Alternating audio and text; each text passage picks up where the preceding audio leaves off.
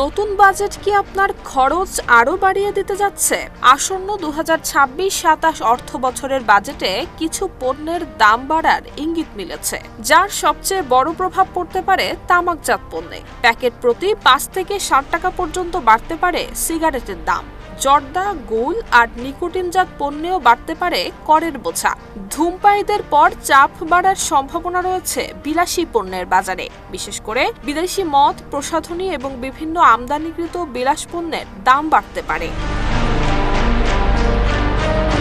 দেশীয় শিল্পকে সুরক্ষা দিতে আমদানি করা কাজু বাদামের উপর শুল্ক বাড়ানোর পরিকল্পনা রয়েছে। ফলে বিদেশি কাজু বাদাম কিনতে গুনতে হতে পারে বেশি টাকা। বাড়তে পারে কিছু আমদানিকৃত মাছের দামও, বিশেষ করে দামি হিমায়িত মাছ এবং পাঙাশ ফিলেটের ক্ষেত্রে নতুন করে কর আরোপের প্রস্তাব রয়েছে। নির্মাণ খাতেও আসতে পারে বড় প্রভাব। এমএস রডের উপর ভ্যাট এবং কর বাড়ানোর পরিকল্পনা থাকায় নির্মাণ ব্যয় বেড়ে যেতে পারে। এছাড়া বিদেশ থেকে আনা কিছু ইলেকট্রনিক পণ্য, উচ্চমূল্যের খাদ্যপণ্য এবং বিভিন্ন আমদানি নির্ভর সামগ্রীর দামও বাড়তে পারে।